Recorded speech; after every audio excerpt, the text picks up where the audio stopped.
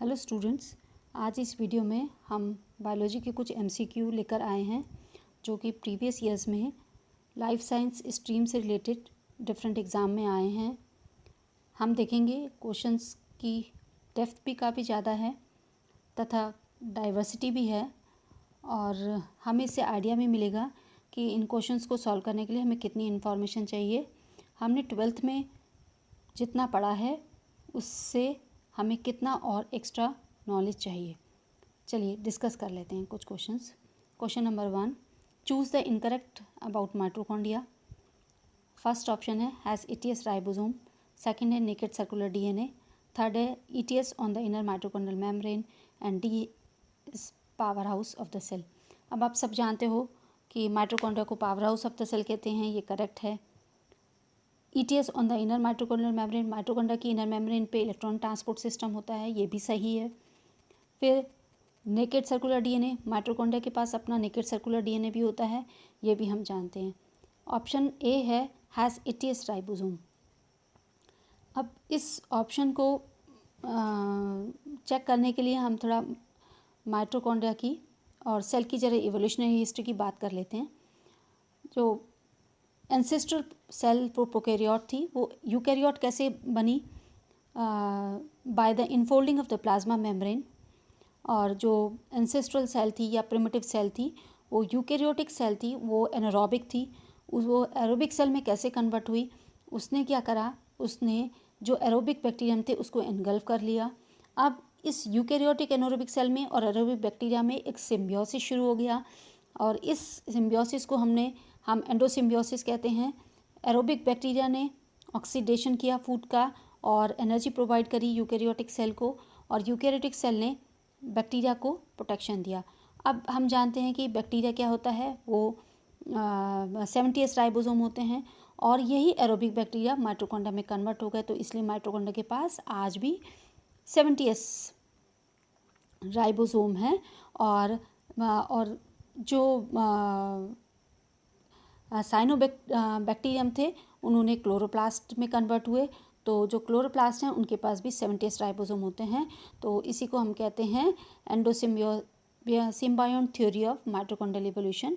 इस थ्योरी से हमें पता चलता है जो माइटोकॉन्ड्रिया हैं they have the 70s ribosome.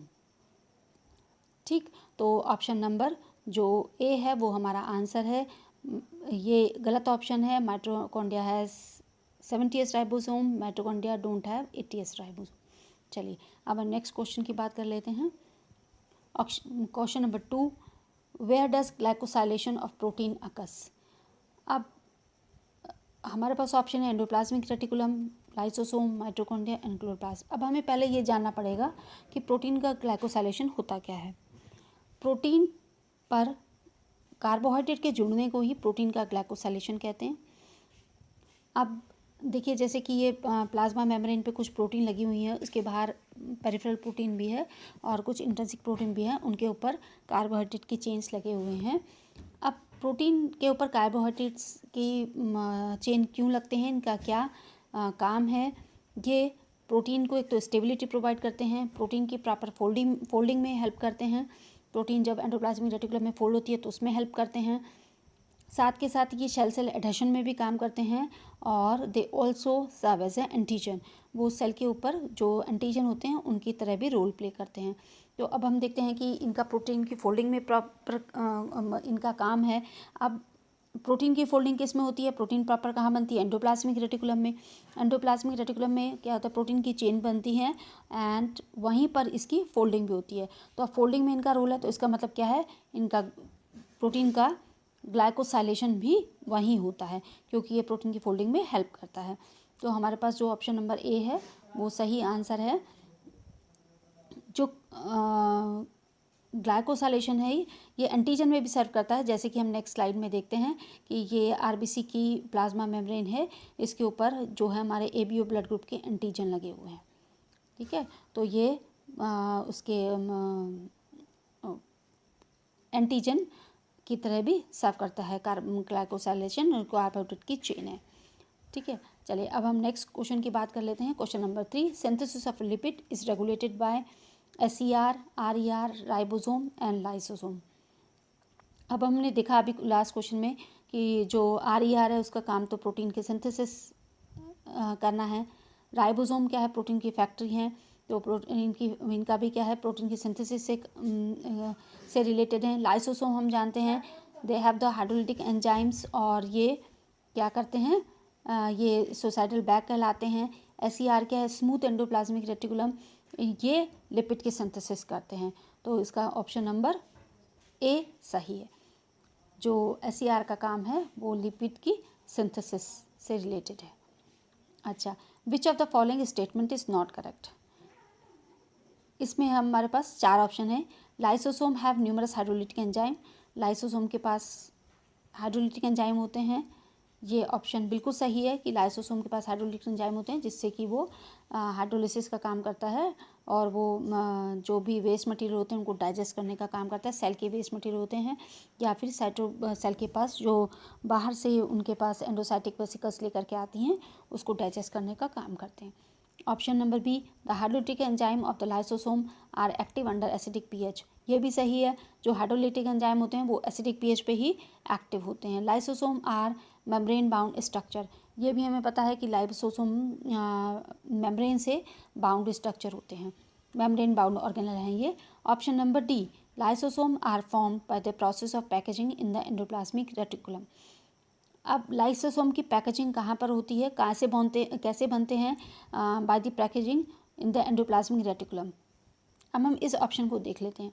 हम देखते हैं कि प्रोटीन की, अगर आप इस डायग्राम को देखो तो आपको पता चलेगा कि आप जानते हो कि प्रोटीन की सिंथेसिस होती है ER में, एंडोप्लाज्मिक रेटिकुलम में, और जो लाइसोसोमल एंजाइम है they are also protein and they are formed in the ER, and then it is transported to the Golgi apparatus. Golgi apparatus को ट्रांसपोर्ट कर दिए जाते हैं। गोल्गी अपरेटस इन्हें पैक करके, इनकी प्रोसेसिंग करके, इनको पैक करके लाइसोसोम की फॉर्म में इनको बाहर भेजता है। तो लाइसोसोम की पैकेजिंग कहाँ हो रही है, गोल्गी अपरेटस में। फिर ये लाइसोसोम क्या करते हैं, they work as a suicidal bag, और तो इसकी पैकेजिंग कहाँ हो रही है, इसकी पैकेजिंग गोल्गी अपरेटस में होती है, क्योंकि ये ट्रांसपोर्ट का पाथ ही ये है, एंडोप्लाज्मिक रेटिकुलम से Golgi apparatus, Golgi apparatus lysosome.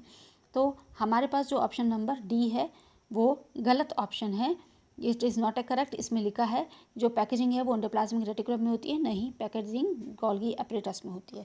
तो जो ऑप्शन नंबर D है वो इस क्वेश्चन का आंसर है। चलिए अब हम नेक्स्ट बात कर लेते हैं नेक्स्ट क्वेश्चन की।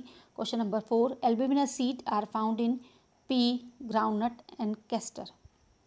हम जानते हैं पी डाइकोटिलिडनस है, ग्राउंडनट भी डाइकोटिलिडनस है, और ये दोनों ही नॉन एल्ब्यूमिनस सीड हैं, क्योंकि इनके पास जो है एंडोस्पर्म पूरी तरीके से खर्च हो जाता है, एंडोस्पर्म रिजर्व एंडोस्पर्म नहीं रहता है। कैस्टर डाइकॉट है, लेकिन ये एक्सेप्शनल केस है, इसके पास रेजिडुअल एंडोस्पर्म बचा हुआ रहता है, इसके पास एंडोस्पर्म रहता है।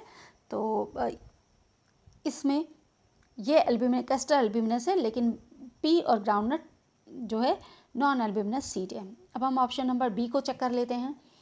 उसमें कैस्टर तो एल्ब्यूमिनस है, सनफ्लावर जो है वो नॉन एल्ब्यूमिनस है क्योंकि ये डाइकॉट है और इसमें एंडोस्पर्म नहीं होता है।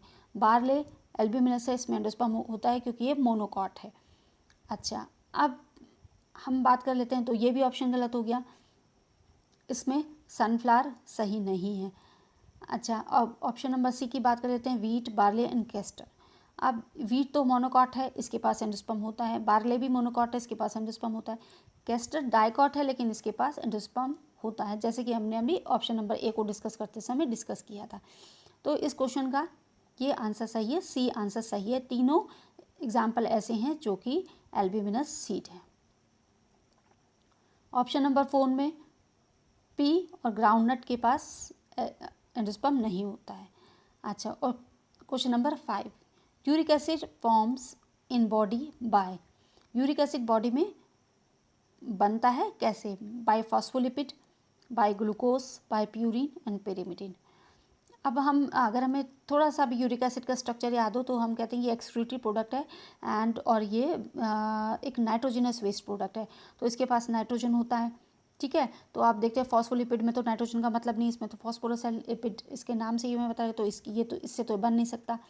फिर नेक्स्ट एग्जांपल है ग्लूकोज, ग्लूकोज में भी हम जानते हैं नाइट्रोजन नहीं होता है। अब एग्जाम्पल आते हैं हमारे पास प्यूरिन और पेरिमिडिन। अब आपको थोड़ा सा भी डीएनए का स्ट्रक्चर अगर याद हो, आपने पेरिन का स्ट्रक्चर पढ़ा हो, तो हम देखते हैं कि पेरिमिडिन जो है सिंगल रिंग स्ट्रक्चर होता है पेरिमिडिन का, और प्यूरिन का डबल रिंग स्ट्रक्चर होता है। अगर अब आप देखिए, इसमें देखिए तो इसमें ग्वानिन और एडेनिन दोनों दिए हुए हैं, इनका डबल रिंग, इसमें डबल रिंग है, और यूरिक एसिड में भी डबल रिंग है, और दोनों, ये भी नाइट्रोजनस बेस है, ये भी नाइट्रोजनस बेस है, ठीक है। तो ग्वानिन और एडेनिन से यूरिक एसिड बनता है सेल में, है ना। जब इनका डीएमिनेशन होता है तो इनसे यूरिक एसिड बनता है, और इसमें हमारे पास जो ऑप्शन सही है वो सी हमारे पास ऑप्शन है। चलिए, आज के इस वीडियो में इतना ही। नेक्स्ट वीडियो में हम कुछ और इम्पोर्टेंट क्वेश्चन लेकर के आएंगे। Thank you.